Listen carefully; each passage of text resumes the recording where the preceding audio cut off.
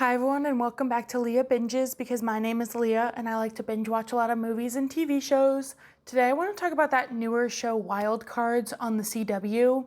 And as soon as I saw the trailer for this show, I knew I was going to want to watch it because I used to be really obsessed with CW shows and I watched almost all of them from like the earlier 2000s. And B, because it looked extremely similar to White Collar, which is one of my favorite TV shows of all time.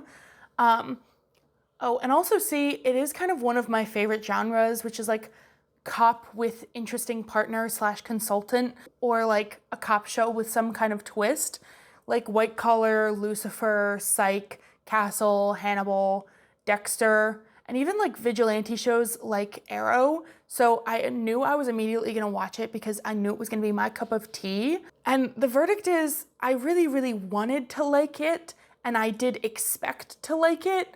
And while I do sort of like it, there's something off that I can't quite put my finger on, which, side note, I did script this when I had only seen all of the first season and a couple episodes into the second season, but I did film that and I lost the footage. So here I am filming it again now that season 2 has finished. So we'll see if any of my opinions really changed. So overall, what's really wrong with the series?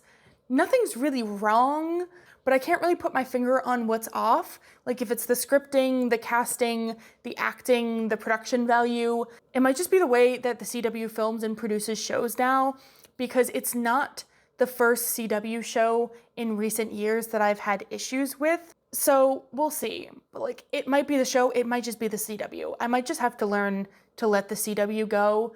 But at the same time, younger me can't seem to do that because I was so obsessed with them. And they were kind of the first shows that I got into. So it's like hard for me to now be like, oh yeah, the CW just sucks. But overall, something is kind of off with the relationship between the two main characters. Like I thought it was kind of supposed to be like a slow burn, and I've seen people online calling it a slow burn, and they're like, oh yeah, the slow burn is happening. But like we're in season 2 and their relationship is already very, very close, but it like started to be very close like halfway through season 1. And in my opinion, that is not a slow burn. Like we ran into it really, really fast. They moved so fast with their development. Like, it probably would have worked better if the seasons were like a full 22 episodes, like how shows used to be, because then we would be able to see the relationship develop slower and see things happen very naturally. And we'd get like, little bits and pieces each episode to then build into like a final kiss scene in the finale of like season 1 or whatever. Because we did get a kiss scene, I think, in season 1.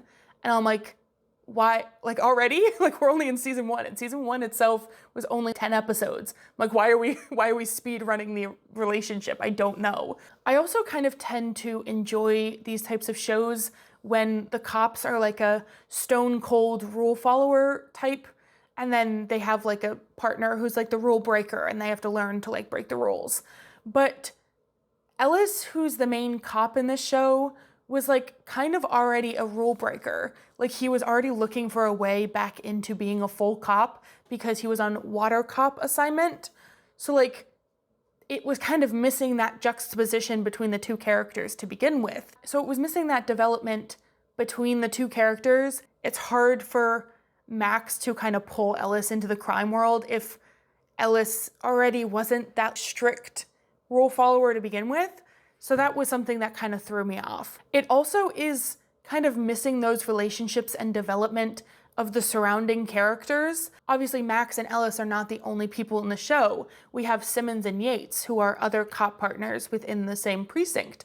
But there's almost no information given about Simmons and Yates. I would like backstory about each of them. As is, they're just kind of there to like bicker. They kind of remind me a little bit of like Rough Nut and Tough Nut from How to Train Your Dragon, just because they're there only purely kind of like for comedy and to bicker with each other in the background, but we know almost nothing about each of them. We also know almost nothing about Chief Lee, and I know they did kind of fix that in season 2 because we got a little backstory with the episode where he was like sitting on a bomb and him and Max had to work together to save his life, but we still don't really know that much. We had like a little piece dropped and then they kind of threw it out the window again. So I don't really know where they're going with that. We also know almost nothing about Max's butler type, or like Max's partner, whatever you want to call it. His name's Ricky, and he like shows up every so often to help Max with a con, but we know almost nothing about him. And we also know almost nothing about Max's dad. So like these are a lot of characters that they're juggling in the background that we have almost no background information about. It's all mainly Ellis and Max, but even Max I feel like we don't even know that much about. I'd like some more history. We know a lot about Ellis and his backstory of how he became water cop and how he was trying to avenge his brother's death and things like that, but we don't know a whole lot other than that about like other characters. And I also want more scenes where Max gets to show off her con skills, because as is, she's just kind of a people person, I feel like. Like in White Collar, which is what the show is very similar to, in White Collar, they were very, very good at developing Neil as a con artist and his specialties of like art theft, forgery, and it kind of showed how he struggled between his loyalty to Peter and his loyalty to the con. They did get a little bit better about that in season 2 with Max, because Max's dad keeps talking about, oh, we're gonna pull off the best con and then we'll run away and leave everything behind and never speak to any of these people again. So I know they're trying to fix it, like they're trying to get better about that, but at the same time, we still know almost nothing about Max as a con artist, I feel like.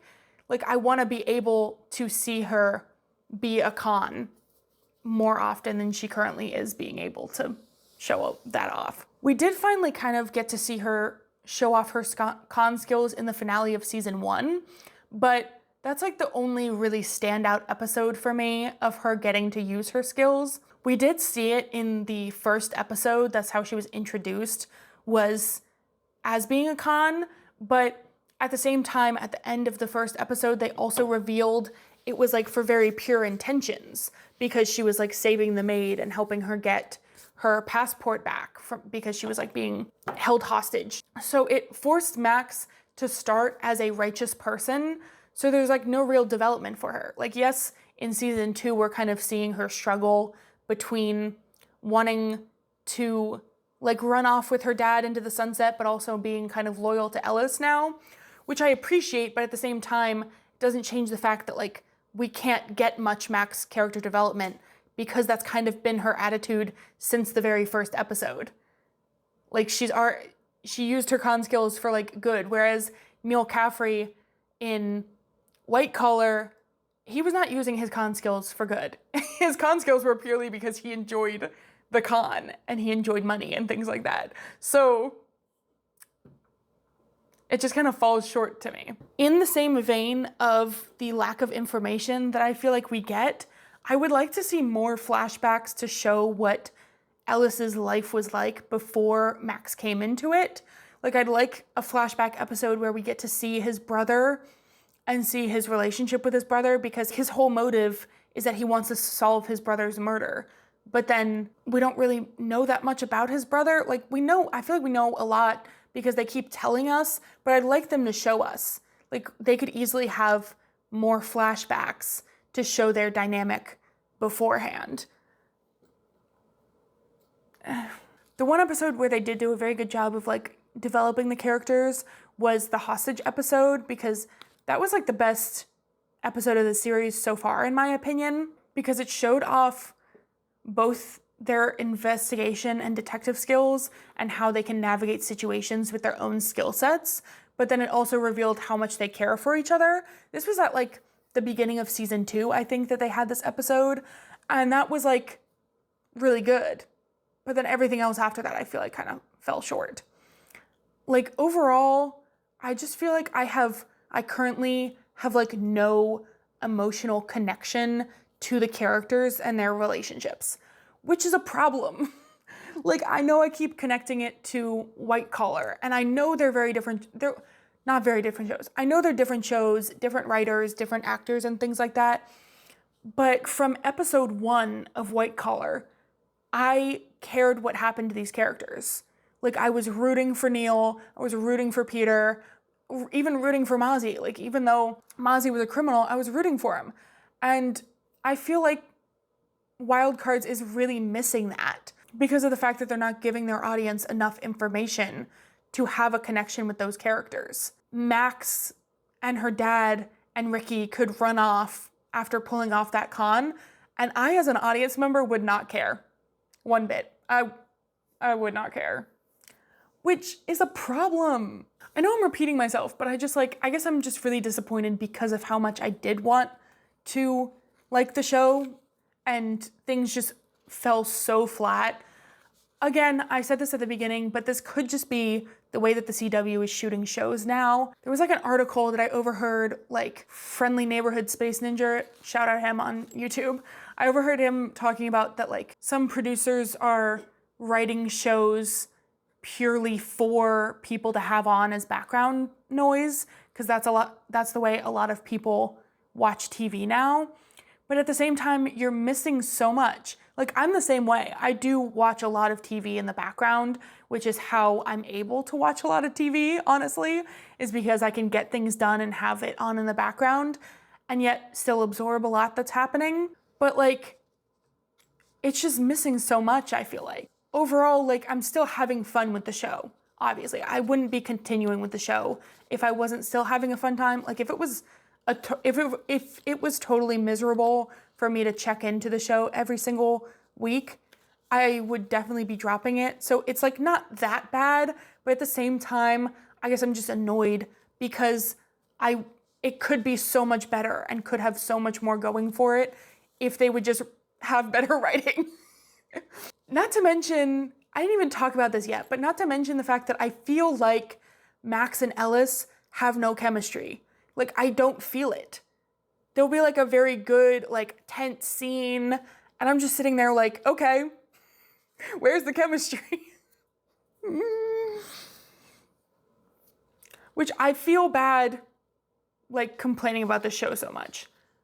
But like I said, I really did go into it wanting to like it, and I still do want to like it, but there's just so much missing that makes it hard to like it. So hopefully these are things that get fixed. I do think it has been renewed for a 3rd season. I'm not positive about that yet. But if it is, I would like to see them improve on some of these things because I don't want to keep having to deal with like kind of the same things. Like, why are there so many characters that we know nothing about and they're just there? Do something with them, please. I beg of you. Oh my God, it's driving me a little crazy.